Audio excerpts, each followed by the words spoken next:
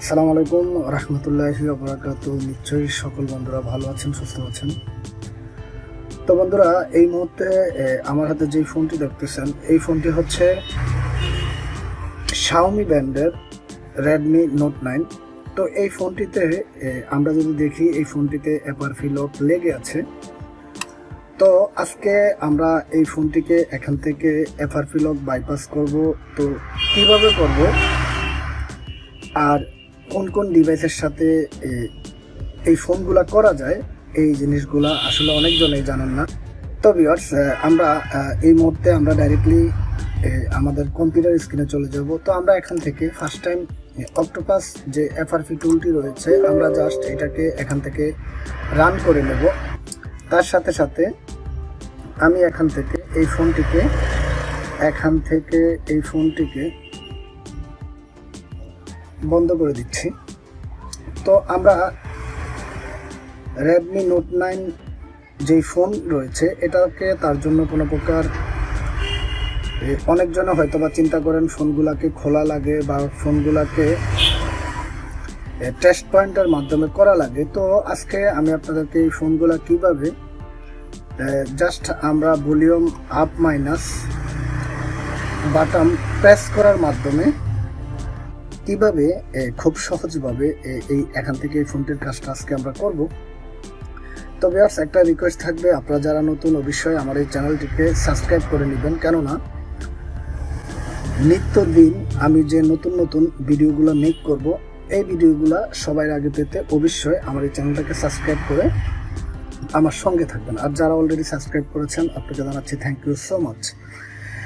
তো বন্ধুরা, আমরা এই মুহূর্তে আমাদের এখান থেকে অক্টোপাস FRP টুলটি আমাদের এখান থেকে চালু হয়ে গিয়েছে। তো আমরা জাস্ট এখানে অনেক মডেল থাকবে। তো আমরা জাস্ট শাওমির পরে আমরা এখানে যদি যাই Note 8 Pro, Note 9, তো আমরা জাস্ট এখান থেকে Note 9টি আমরা এখান থেকে সিলেক্ট করে নেব। তো সিলেক্ট নেওয়ার মাধ্যমে আমরা এখান থেকে MI অ্যাকাউন্ট রিসেট করতে পারবো। তারপরে এখান থেকে বোর্ড লোডার আনলক করতে পারবো, রিলক করতে পারবো। যদি আমাদের ফোনে কোনো প্রকার পাসওয়ার্ড থাকে, তার ক্ষেত্রে আমরা এখান থেকে ফ্যাক্টরি রিসেট করতে পারবো। তো যেহেতু আমরা অনলি এখান থেকে FRP রিসেট করব, তার জন্য আমরা এখান থেকে রিসেট FRP। তো আমি আপনাদেরকে একটু দেখিয়ে দিচ্ছি। এখান থেকে ভলিউম আপ মাইনাস আমরা দুটোটা একসাথে চেপে ধরবো। চেপে ধরার সাথে সাথে এটা আমার এখান থেকে মাইক্রো কেবলের মধ্যে আমি টাইপ সি বোর্ড জ্যাপ লাগিয়ে নিয়েছি। তো এই বোর্ড জ্যাপগুলা যাদের লাগবে অবশ্যই জানাবেন, এগুলো আমার কাছে অনেক আছে, আপনাদের জন্য দিতে পারবো।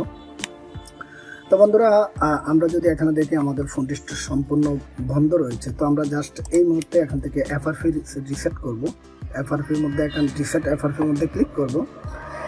ক্লিক করার সাথে সাথে এখানে আমাদেরকে দেখিয়েছে ফোন বন্ধ করো, ভলিউম আপ ডাউন। আমাদেরকে দুটো বাটন একসাথে চেপে ধরে রাখি। চেপে ধরে আমরা জাস্ট USB লাগাবো। দেখুন, এখান থেকে আমাদের ফোনটা অলরেডি বুট করে ফেলেছে। তো এখান থেকে দেখুন, অলরেডি আমাদের ফোনটি এখান থেকে বুট করে ফেলেছে। তো ভিউয়ার্স, আমরা দেখলাম এখান থেকে জাস্ট একটি ক্লিকের মাধ্যমে এখান থেকে আমাদের Xiaomi Redmi Note 9 এখান থেকে FRP বাইপাস হয়ে গিয়েছে। তো আসলে এটা আজও কতটুকু কাজ করে বা কাজ করে কিনা, এই জিনিসটা নিয়ে হয়তোবা অনেকজনেই কনফিউজের মধ্যে রয়েছেন। তো আমি জাস্ট আপনাদেরকে এখান থেকে লাইভলি দেখাবো আসলে এখান থেকে কতটুকু কাজ করে বা কতটুকু কাজ না করে। তো ভিউয়ার্স, অবশ্যই আমার ভিডিও ভয়েসের মধ্যে হয়তোবা একটু প্রবলেম হতে পারে, কেননা আমি খুবই অসুস্থ।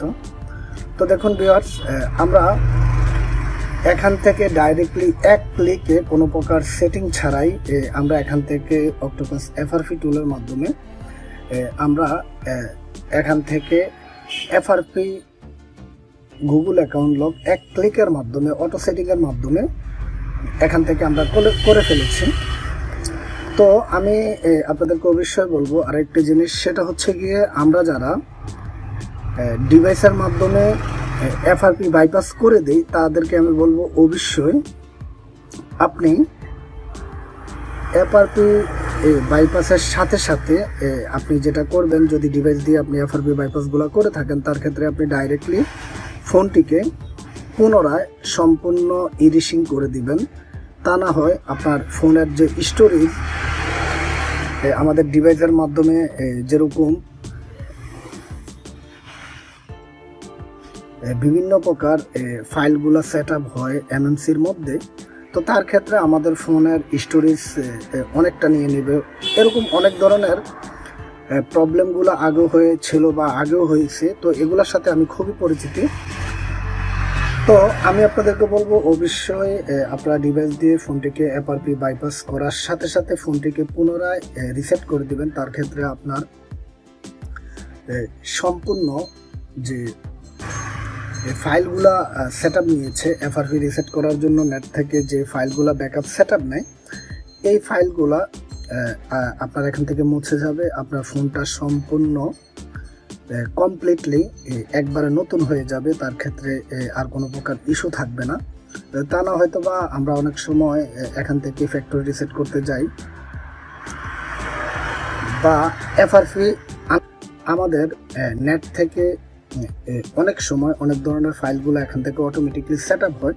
তো তার ক্ষেত্রে অবশ্যই আপনারা ফোনগুলোকে পরবর্তীতে সম্পূর্ণ ডিভাইস দিয়ে আনলক করার পর একবারের জন্য হলেও আপনি ফোনটাকে হার্ড রিসেট করেন, ভিতরে সেটিংয়ের মধ্যে রিসেট করেন, যেভাবে হোক আপনি ফোনটাকে রিসেট করে দেবেন। তার ক্ষেত্রে কাস্টমার আর কোনো প্রকার কমপ্লেন থাকবে না। তবে আমরা দেখতেছি আসলে এই ফোনই ছিল, এই ফোনগুলো আসলে খোলা ছাড়া হয়তোবা কোনোভাবে করা যেত না। তো আমরা দেখতেছি এখান থেকে আমাদের এই ফোনটি এখান থেকে চালু হয়ে যাচ্ছে। তো আমি আর ভিডিওটা লম্বা করব না, এই মুহূর্তে আমার এখান থেকে কাজটি সম্পূর্ণ হয়ে গিয়েছে। তো আশা করি সম্পূর্ণ বুঝতে পেরেছেন। তো সবাই ভালো থাকবেন, সুস্থ থাকবেন। আজকের মতো এই পর্যন্ত, দেখা হবে অন্য কোনো টিউটোরিয়ালে। ওকে, আল্লাহ হাফিজ।